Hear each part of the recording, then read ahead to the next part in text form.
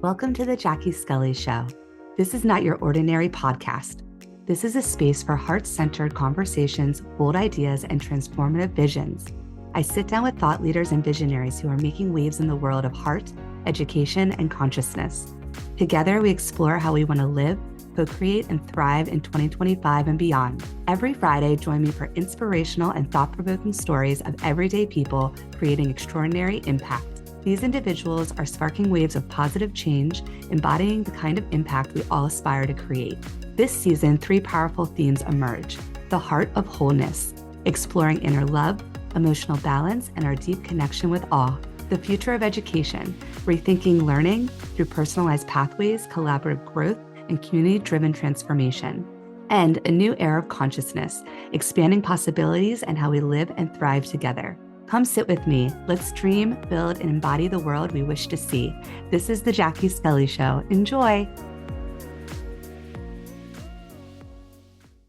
Hi, welcome to the Jackie Scully Show. And today we have Jesse Roselin with us. And I met Jesse through a wonderful friend of mine, Hope Patterson. We were both in the Brain Trust and we connected just a little while ago. And I wanted to have Jesse on the show to share his work. We have mutual background in education. Jesse's the founder and CEO of Tutor Corps and the head of the Pacific Preparatory School in California. And I would love to have you share a little bit about your background and context and what led you to, being the founder of Tutor Corps and your vision for education.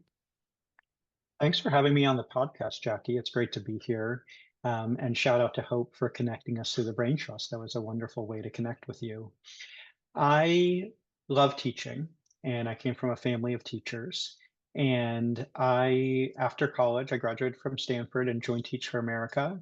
And I was teaching 8th grade, and I loved teaching 8th grade. I was teaching social studies, American history, and language arts. And I was able to do some really cool curriculum with American history that really made it come alive. It was actually a curriculum called History Alive, and that really engaged the students, and I modified it.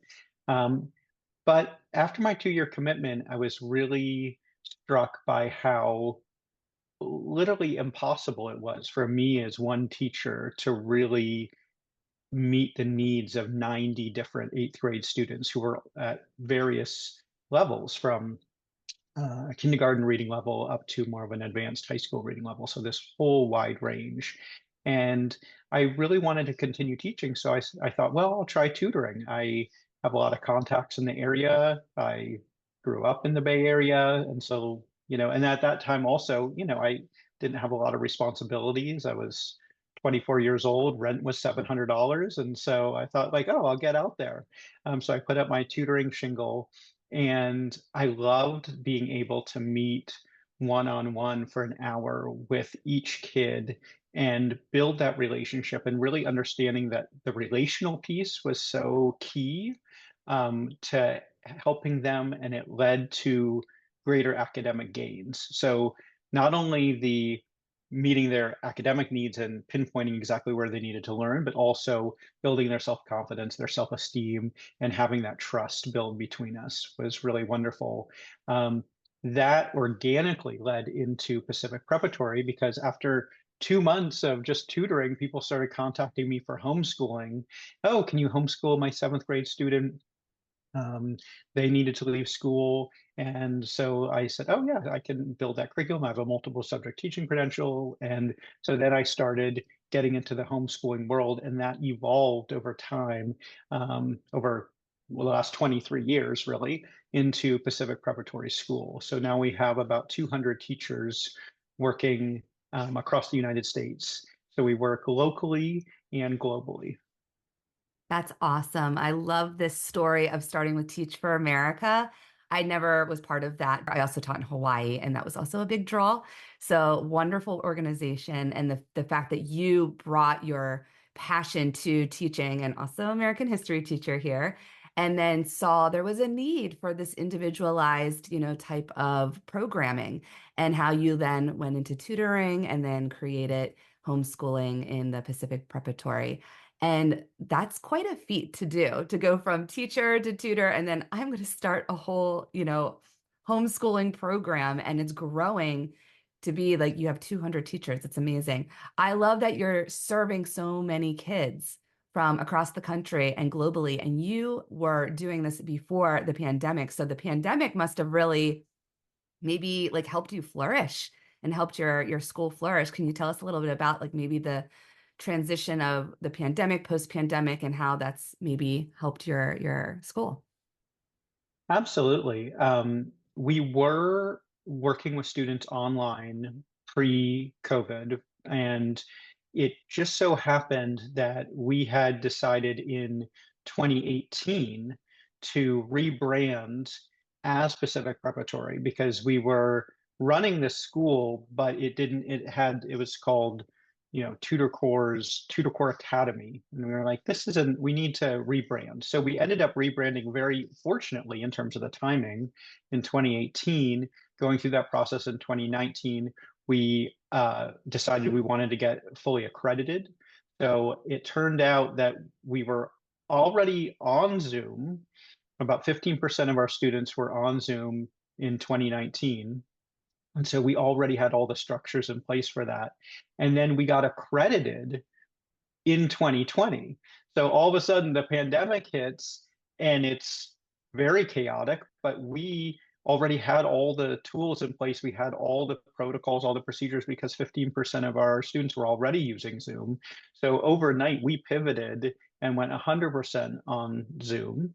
And then we started teaching other teachers what best practices for using Zoom. And the school took off like wildfire because people were seeing the difference between, and now so many folks have PTSD of what they call Zoom school. Like, oh, we don't want to do Zoom school. It's like, yeah, Pacific Preparatory is not, quote, Zoom school. It's a totally different experience one-on-one, just like you and I, Jackie, are talking right here. It's a totally different experience. So we had many parents flocking to Pacific Preparatory to get that education that their kids were missing. So we ended up picking up many students who wanted to enroll full time during that period. So during the 2020 to 2022, there was this huge push to have full time enrollment. And then there was this wave as then kids, the pandemic faded and the kids started going back into their brick and mortar schools. And all of a sudden we had this decrease in the school. And then we pivoted again and really said, well, let's balance this out. Let's have kids that are enrolled full time, and then let's really let people know that they can also enroll in single courses. So now today we have this really nice balance of kids that are enrolled in public and independent schools taking single courses with us to augment their education in exactly the specific area where they need it. And we have kids who are enrolled full time for a variety of reasons, whether that's mental health challenges, physical challenges, severe learning differences, world travelers, whatever the case may be. Yes, and I think the pandemic showed us how to be adaptable, to be flexible. The word pivot was one of our favorite words. I use it all the time and it just makes me feel like we're in 2020, but it's true. And now you expand to have even more customization, right? Like you can be in your brick and mortar school. You love that idea of being part of that community, social, all of that. Maybe most of the classes that you take there, you're getting what you need, but maybe they don't have an offering, or maybe this particular course that you want to take, you want that one-on-one. You get more attention, you get more of that teacher being able to help you with your needs in that particular course or whatever you're looking at. And, I recently just started doing some more work one-on-one with students on Zoom, and it is so much more engaging and so much more fun than, yes, the Zoom school when you have one teacher and like 30 kids in a Zoom room and you're trying to make it interactive and you're trying to make sure every student is there and engaged and if videos are on and off. It was really challenging and difficult. Like all together, you can't just move a brick and mortar school onto Zoom with the regular size classes that they are and just think you're going to teach in the same way that you did. That's just not fun at all. But when you have this way that it's one-on-one and you're customizing it, and that teacher's getting to know that student on such a personal level and knowing what they exactly need, I think there's a lot of value in that. I think we're seeing a lot of choice in education as we're moving, into this new era. So I just want to kind of have a casual conversation of what is your vision of what you've created, but just in education in general, and where do you see the trends? Where do you see it going? Things we're taking away from the pandemic time, things that are totally new and different. I would just love to get your ideas on that. Yeah, I think one of the silver linings of the pandemic was that it opened up the world to learning online and people being more open to that. Despite what we experienced of the difficulties with doing full classes on Zoom, there was also this awareness of, oh, there are all these different options. And over the last several years, there has been a huge growth in online schools. And I think that overall this is good. I mean, there is going to be some assessment of quality. Some folks are like anything in the world, they're going to be people who want to start businesses and capitalize on this, not from an educational standpoint, but from a franchise or a business standpoint. So you get some of those folks in the game, and we see those people in any industry, and they're going to rise and fall as folks start to understand the quality of their programs. Um, I do think that as we move forward and that coupling the technology that we're seeing with AI, there's going to be a lot of unique opportunities for kids to learn in what we are calling sort of a quilt or a tapestry approach, so that you can get, like you were mentioning, Jackie, the social opportunities, the sports, the theater, all those things in your local school, and you get that one-on-one customization. This is very different than if you look back even 10 years ago. You don't have to go back 20, 30 years ago. This is very different.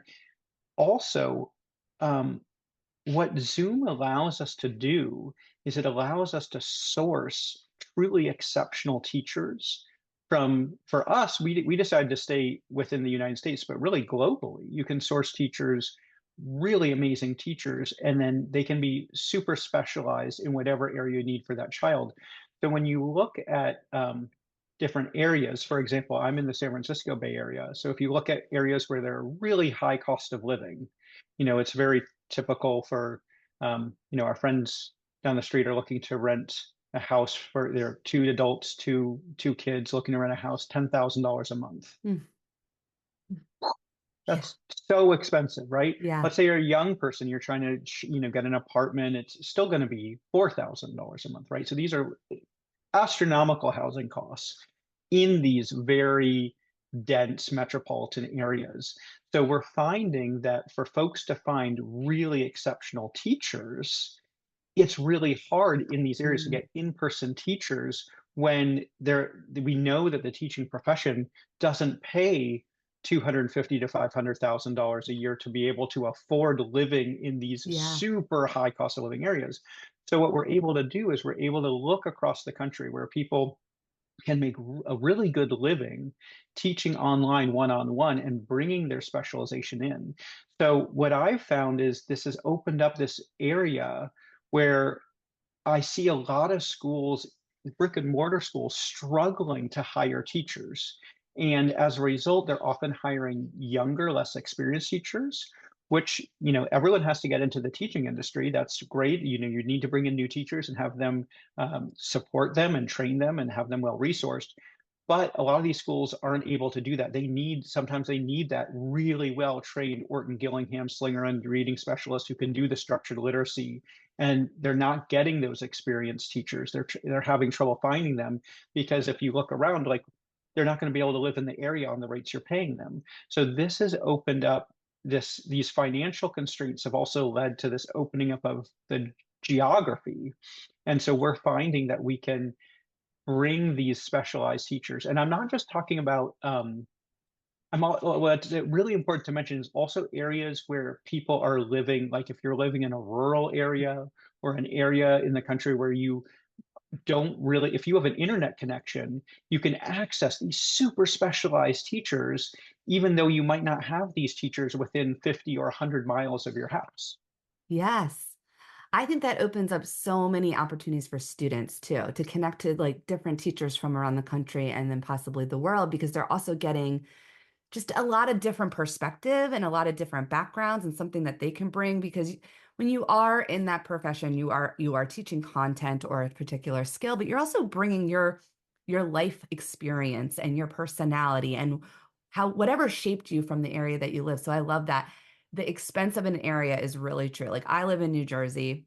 We tend to have like pretty good salaries in the area. Not, it depends still district to district, and through the county. And it's relatively a high tax state. So we have the same issue here where it's really hard to get, great teachers. And a lot of the teachers are new. They might only last a couple of years because the burnout is real, particularly in like the brick and mortar school. So do you see in the like very near future, like what are the brick and mortar schools going to do? Like if the online presence is really becoming a big draw, and I think, in tandem what you're doing in support with the brick and mortar school, so maybe there's a little bit again flexibility there, but overall across like the country and you can even say other countries, like what do you see happening that are they going to have to shift in some way? Well, I, nobody has a crystal ball.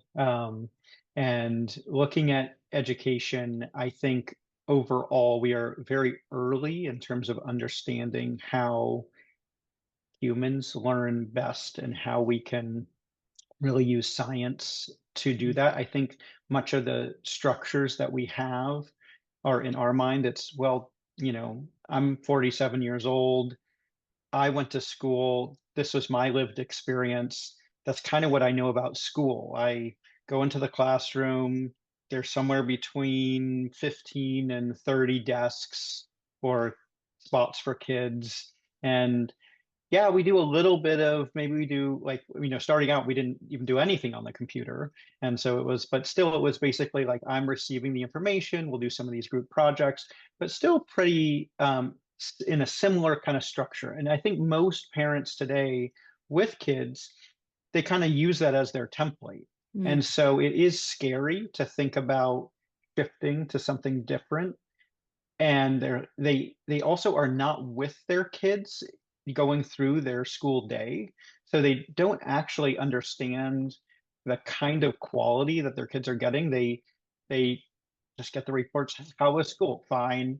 Like, like you're not getting much over your kids. So I think as we dive into things and as we're looking more at like the Lucy Calkins reading issue and seeing that kids were having this major trouble across America with kids not mm, being able to read, like that we're really starting to focus in on some of those really important nuts and bolts, like to use more of a construction term, but it's like the nuts and bolts are in the curriculum, and maybe the carpenter is like the teacher who's like it's, I would say, carpenter artist, like it's like this mm. carpenter artist, person who's able to do all these things, but really looking very closely at what's happening in the classroom. And I think the independent schools are more flexible, and we're seeing, because they're able, again, to use that word pivot, we're looking at independent schools and they're saying, well, we could partner with Pacific Preparatory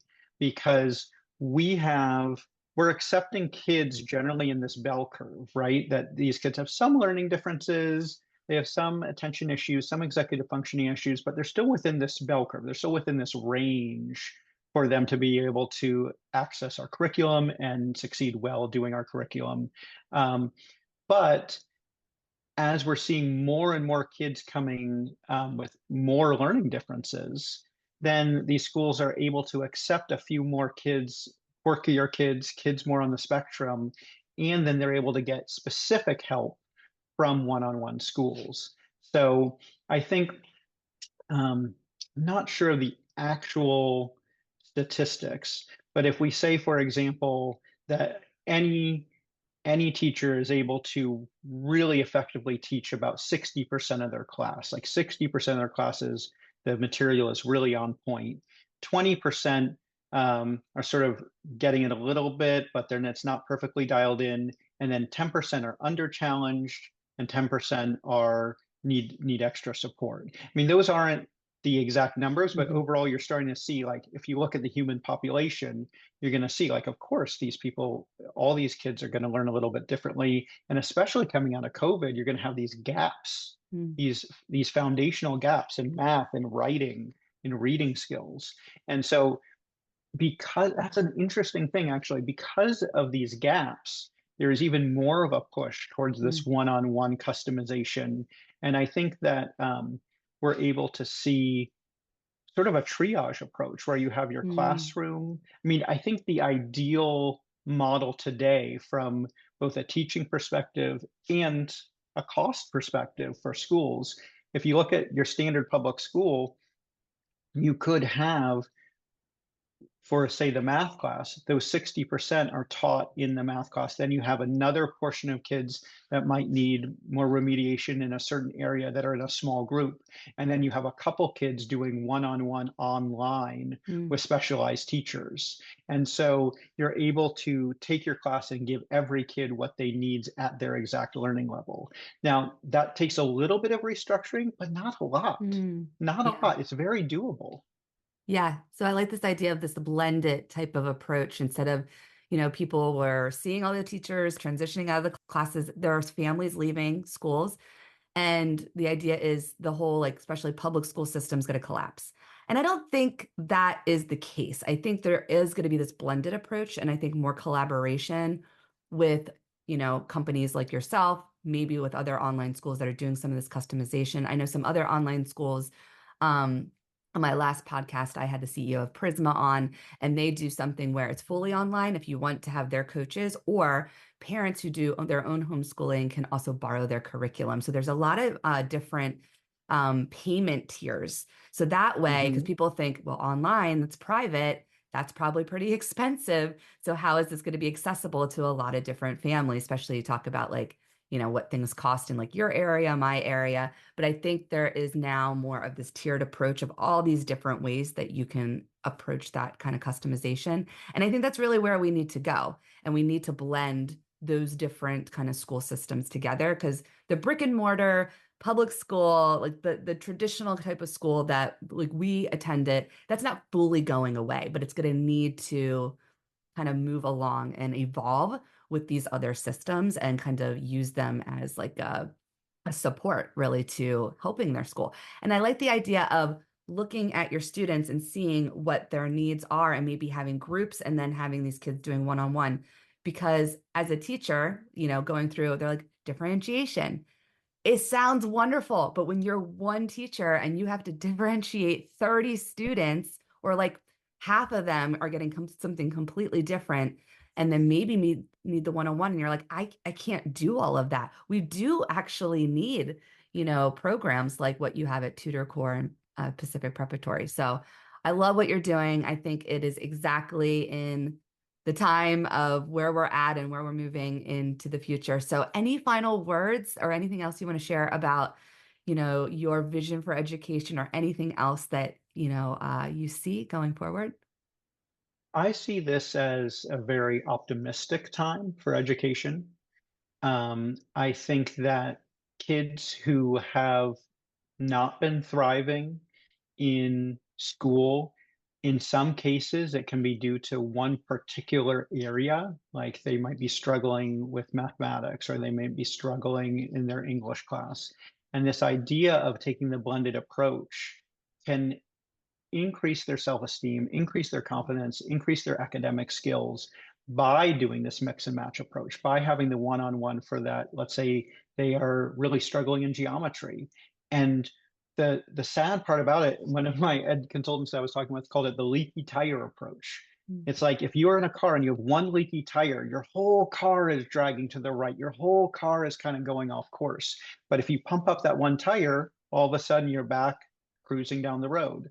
So if you're really struggling in geometry, you either struggle with math, you just don't click with the teacher, whatever the reasons are, that geometry class is causing you problems. And as a result, Mhm. you're not doing well in your other classes because maybe you're spending 2 hours of homework time on homework for geometry, and that's robbing your time from your other classes. So then you're not doing well in those other classes either. So really getting this mixed and match approach. So then you get those fundamental skills back for geometry, your confidence increases, you have more time. And frankly, when you take a class out of your school day, you have a Mm, free period.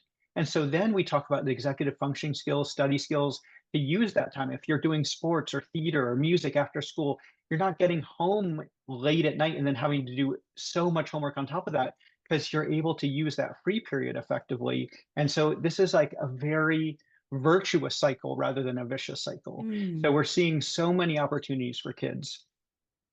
The final note is a note about the teachers. We're seeing so much burnout in the teaching profession, and really, we need to focus on retaining teachers and hire and bringing new teachers into the profession and making it a livable mhm, experience, a livable, well-resourced profession. And so I think that mm. adding in this kind of support, like you said, if you're one person and this idea of differentiated instruction is a great idea, but in reality, you and I know that it's so impossible for one teacher to differentiate for 30 kids without the appropriate resources. But if you bring in this extra teacher for doing the small group, you triage and you bring in the one on one for those kids that absolutely need it, then you truly are differentiating. And I think that that will lead to greater education for all kids. Yes, thank you for bringing both the teachers into this conversation as well. And it goes down to mental health, and I think, like you said, self-esteem, mental health. I have seen that with my own students. I saw that in myself when I was a student. One subject or one area you're really struggling in can give you so much anxiety and give you so Hmm. much sense of I'm a failure that it does trickle down to all your other subjects or anything else you're trying to accomplish in school. And so just having that one-on-one time and then feeling success in that subject can all of a sudden turn everything around for that child. So I love that. And resourcing for teachers. It's not just about salary. I've talked a lot about teacher salaries all over the country, and they're all very different, but it is time. It is bringing in resources like these types of, specialized teachers that can work one-on-one or with a small group. And it's giving that time for collaboration, for teachers to really work together. People go into this profession because they want to work with other people. They don't want to be alone on an island and have all these kids in front of them that they love and they want to support, and they don't have the resources to do it. That's where the burnout comes from because their heart's broken because they're like, I want to do this, but I just can't. So this is wonderful that you have this program, and I love everything that you're doing. And I think this is just going to be flourishing in the future. So thank you, Jesse, for sharing with us today about the Tutor Corps and Preparatory Prep. And I wish you all the success moving forward. And of course, love to stay in contact and learn more about how you're doing with all of that. Can you share with our listeners where they can find you, the website, any other information that I will plug in the show notes? Absolutely. Yeah, you can find us on all the socials as well as pacificpreparatory.org or tutorcorps.com. All right. Well, thank you so much. This has been a wonderful conversation. It's been really nice connecting with you. Yeah, great conversation. Thank you for having me, Jackie. Thank you. Bye.